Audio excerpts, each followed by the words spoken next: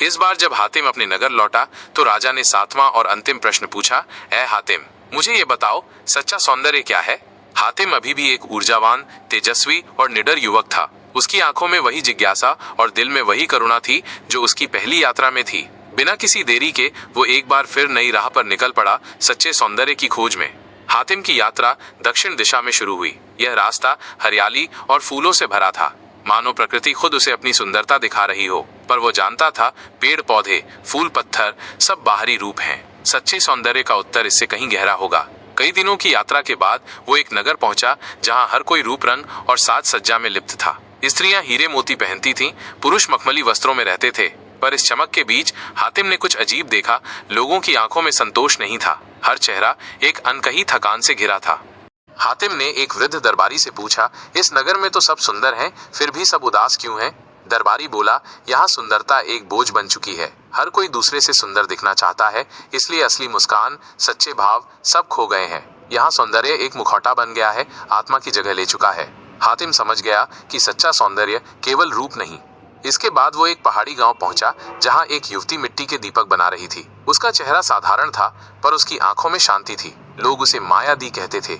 हातिम ने उससे पूछा, तुम्हारा जीवन इतना कठिन है, फिर भी तुम्हारे चेहरे पर इतनी शांति क्यों है? माया दी मुस्कुराई, क्योंकि मैं हर दिन कुछ अच्छा करने की कोशिश करती हूँ। इन दीपकों से किसी के घर में उजाला होता है, बच्चों को रोटी मिलती है और मेरी आत्मा को सुकून मिलता है।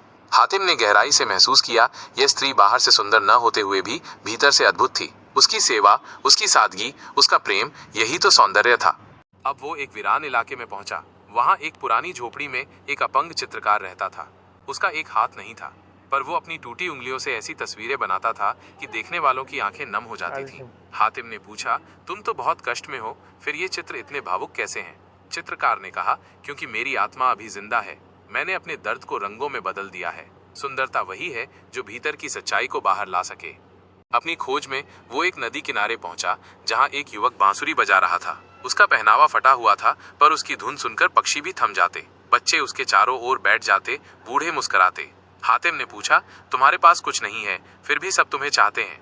युवक हंसते हुए बोला, मेरे पास बांसुरी है, दिल से निकली धुन है, और ये जीवन की सच्चाई है। सुंदरता वही है जो दिल को छू जाए। हातिम को फिर एक उत्तर मिला, सौंदर्य वो है जो आत्मा से जुड़े, जो कृत्रिम न हो। अंत में वो एक पहाड़ी की चोटी पर पहुंचा जहां एक झरना बह रहा था। वहां एक वृद्ध योगी ध्यान में लीन थे। हातिम ने उन्हें प्रणाम कर अंतिम बार पूछा, सच्चा सौंदर्य क्या है? योगी ने आंखें खोली और कहा, सौंदर्य एक दर्पण है जिसमें तुम्हारी आत्मा प्रतिबिंबित होती है। जब तुम किसी का दुख बांटते हो, किसी के लिए खुद को भूल जाते हो, जब तुम्हारी उपस्थिति किसी को सुकून देती है, तब तुम सुंदर हो। हातिम अपने नगर लौट आया। उसके चेहरे पर तेज था, पर वो पहले से अधिक शांत था। राजा ने पूछा, क्या मिला उत्तर? हातिम ने दृढ़ स्वर में कहा, सच्चा सौंदर्य वो नहीं जो आंखों को भाए, बल्कि वो है जो आत्मा को छू जाए। सुंदरता वो है जो सेवा करे, जो प्रेम दे, जो सच्चाई से भरा हो। रूप ढल जाता है, पर भाव नहीं। सच्चा सौंदर्य चरित्र में होता है और वही अमर होता है।